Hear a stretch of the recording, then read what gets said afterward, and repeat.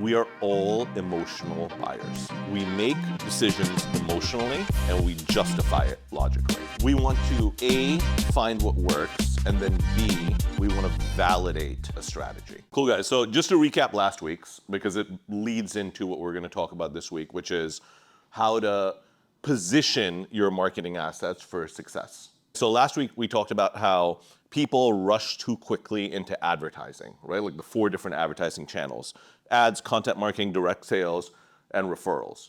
And they go, we want to advertise on Facebook. I need an ad. I need a video. Or I want to create content. I need, stuff.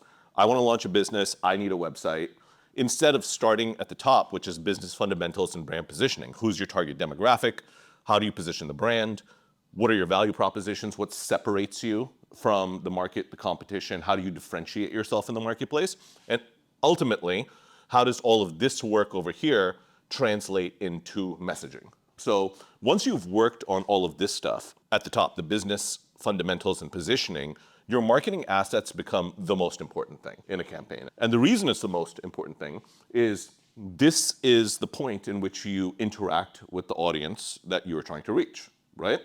Your marketing assets are how you grow your business and how you sell things. Now, they need to be informed by the work up top of understanding the target demo and how to position it, but that work then needs to translate into physically creating marketing assets. So what we're going to focus on is how we do that. So we do a lot of creative, and people who do creative well are trying to figure out the logical system behind the creative rather than trying to get assets out at speed with no rhyme or reason or purpose. We humans have 2 sides of our brain. We've got the emotional side of our brain, and we've got the logical side of our brain. When we are trying to reach people, we need to reach them emotionally or logically or both, because that is how people make decisions. Marketing is all about consumer psychology and understanding consumer behavior. And you don't need a PhD in order to figure out how consumers behave, because you are humans.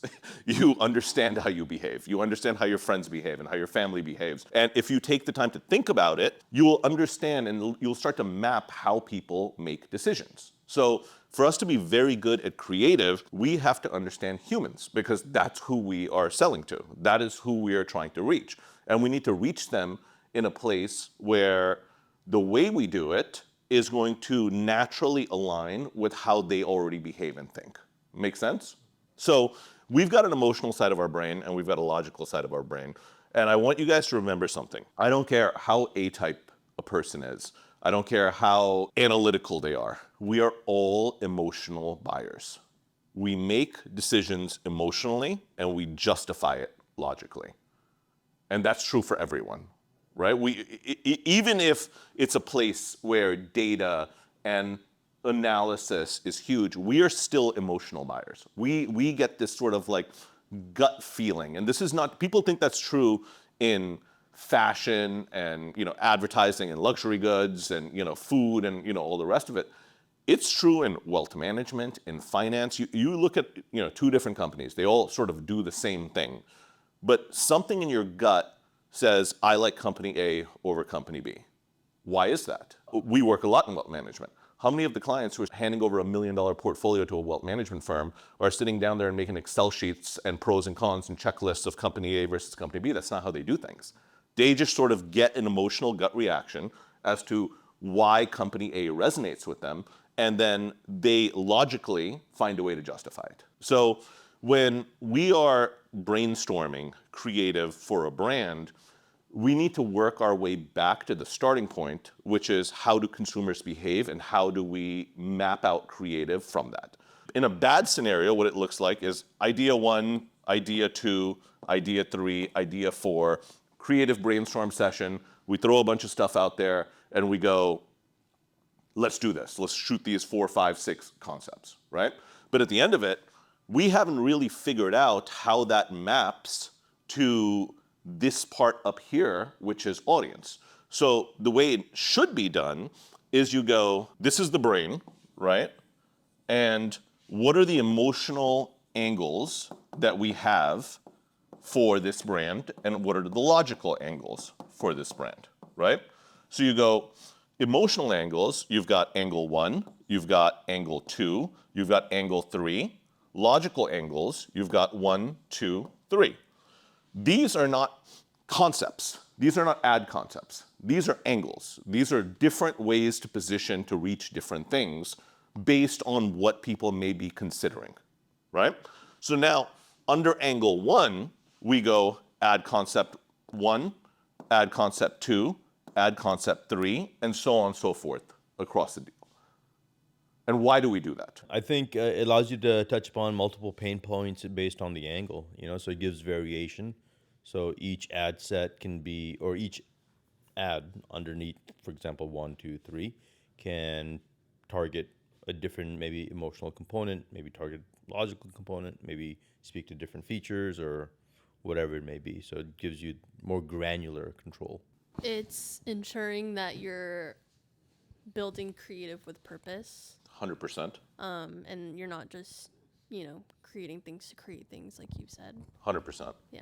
What we want to do in this process is we want to A, find what works, and then B, we want to validate a strategy. So let's use a crossbody strap as an example, right? I'm not going to say the brand name, but a crossbody strap. It's a crossbody strap that is extremely stylish. They've spent a lot of time working on it, as you know. The quality of it is really good. It's very fashionable. They've got all these different looks and ways to position it. It looks like something a luxury brand would make. I mean, it's a luxury brand, right? So emotionally, what would be some of the ways that we would lean into that, right? We would go, say, as an example, status is one, right? Status is an emotional selling point. Give me 2 and 3. Fashion, looks, style, right? Style is a better word. And what is a potential third emotional angle?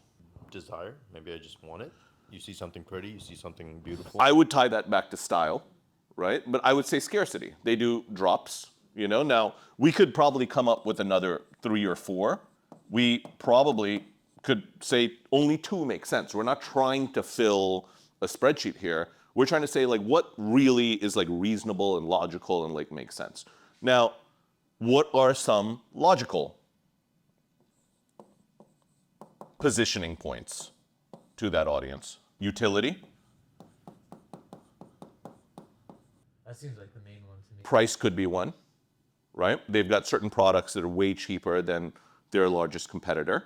So logically, if there's an audience going to their competitor that sells a similar product that's significantly more, we can come in and say we're cheaper. Similar quality, if not better quality, cheaper than that. I was just about to say quality, it's made really well. Yep.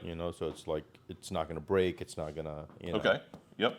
Because in the end, crossbody strap, it's holding your phone. Yep. So it's you want it to be solid. So now we've got an emotional section that targets the emotional side of the brain, and we've got 3 different emotional angles here. We've got status, style, and scarcity. So Ray and Dap and team are going to start creating assets under each one of these pillars, under the emotional side. On this side, again, we've got 3 different angles that we're going to be able to create around. By looking at it through this prism, it's not just about figuring out what ad is going to work. We're going to figure out what angle works with the customer. That's what I'm trying to emphasize. We're shifting our mindset from finding an ad that works, but after that ad plateaus, it runs for 2 months, it drives sales, and now we're in that feast or famine sort of up down hamster wheel of what do we do next? Versus if at the top we are thinking about the emotional points and the logical points, and this is not always going to be even. There's going to be certain brands where we know we're going to overemphasize on logic, and other brands where we're going to overemphasize on emotional angles. What I'm trying to illustrate is validating the angle. So with this brand, let's say this ad, and this ad do well. We go, status seems to be moving the needle, right? At the same time, we go, utility's working well. We're seeing results from the ad where, ads cut about how you can sling it around your shoulder, you don't have to carry it. Maybe you're going to Coachella, you don't need a purse, you don't need to, all these different things. These are working. It validates this angle. However, if we see these ads aren't moving the needle across the board, these ads aren't moving the needle across the board, what we end up with is that the status angle is really working for us and the utility angle is really working for us. This is a way to structure creative around mental concepts rather than just things we think look cool. That's what a lot of people do. It's like, that's a cool idea, that's a cool idea, that's a cool idea. And when it works, we don't even really know why it worked, which means we don't know where to go next. Versus Ray and Dat could endlessly create new versions of status ads on top of status ads on top of status ads. We could continue to work on utility, and we may see after a certain time that utility caps. It's like we've reached the end of the road of people who are going to buy this product who really care about like the utility aspect. And then we start to get to move to different angles or introduce new angles. But we are thinking about ad creative in a way that emphasizes how people think instead of just cool stuff.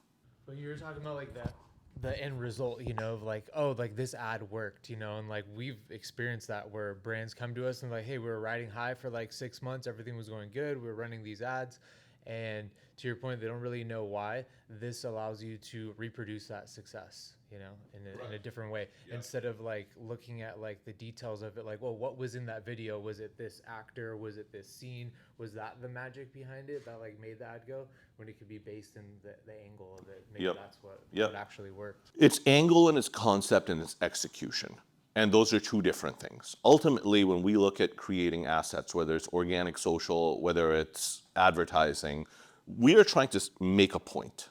And I think that's what a lot of people miss. It's like we're trying to make a point, you know, in this thing. We're trying to show you something, teach you something, influence your decision making in a certain way.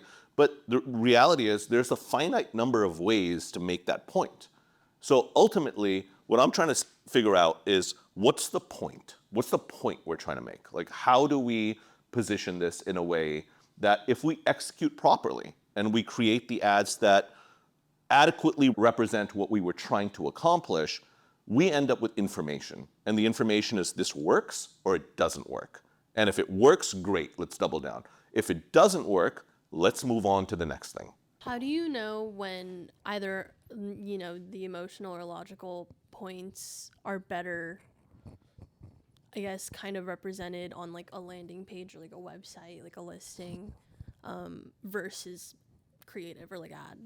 That's a really good point. I started this thing talking about like consumer behavior, right?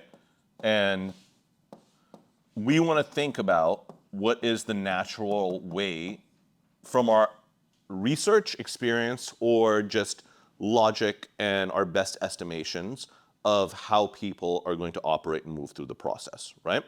And everything needs to be something for where it's supposed to be. And that sounds super ethereal, right? But like, let's use risk as a barometer for this. The higher the risk in a decision, the longer the sales cycle, right? The lower the risk, the shorter the sales cycle. So if you are buying a product that is risky, we know it's going to be a long sales cycle. So at top of funnel, even the ads that we're trying to run, they're not supposed to do everything. You know, in a high risk sale, whether it's a service or a purchase means it's expensive. Service means it could be expensive, could not be expensive, but the odds of getting it wrong are going to be very detrimental to your life, right? Like, so let's just, even for a person who doesn't have a complicated portfolio, let's just say taxes. Are you going to hire someone who is seasoned in doing taxes, even if your taxes are not complicated? Or are you going to hire someone who's like dirt cheap, but like you're the first tax return you're doing? That's, you know, a lot to consider for the average person there. So in a situation like this, the ad is really just supposed to pique your interest. It's supposed to allow you to self-select into the product or service that we are putting in front of you. It's not meant to make you buy. Then your ad goes to a website. The website is the ability for you to dive deeper into it. This is where you learn more. This is where you understand the details, the process, all of the other things that factor into the buying process. Now, on a high-risk purchase, even the website is unlikely to convert that person right there, right? Because it takes time. The consideration stage is a spectrum. You know, it starts here of like, I know nothing about this. It ends here with, I'm going to make a decision. The decision could be yes, could be no.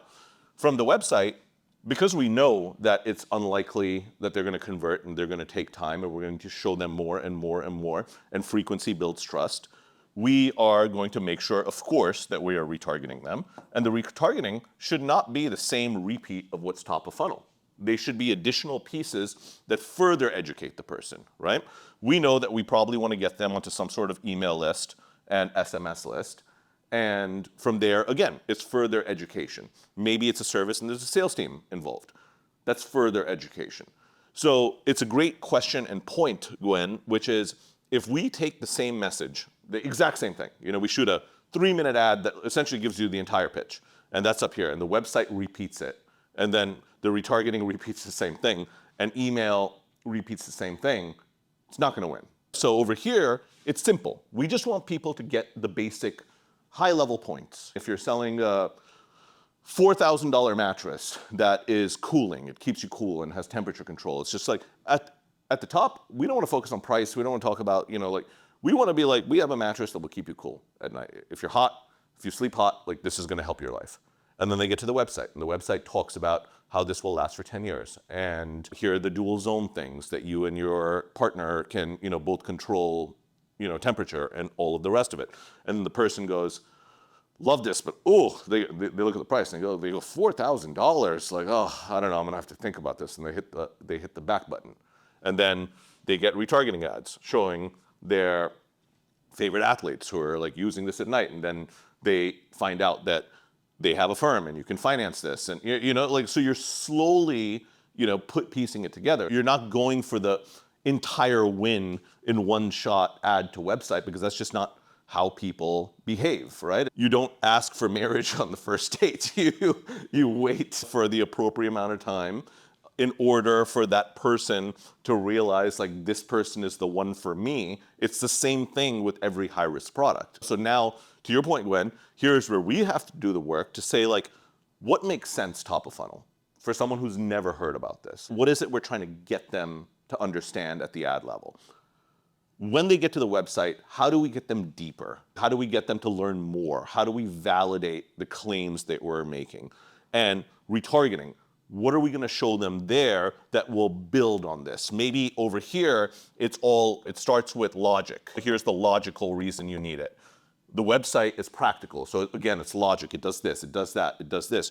Maybe we come in with retargeting with an emotional angle, right? Like under the mattress example, maybe it is a mom who talks about like how this is the best sleep she's ever had, and we shoot a commercial where she's happy in the morning, she's making coffee, and she's playing with her young children instead of like frustrated and like grouchy because she's had a really rough night sleeping, and the person sees the ad and they just get that emotional of like, wow, like look, peace and calm and quiet. So that's where the work comes in. Like that's what separates us from everybody else, is like understanding not just how people factor in information logically and emotionally, but understanding the natural process of how things will move and how to structure the creative in the right places, to Gwen's point, to be able to get that person to the decision point, which is yes or which is no.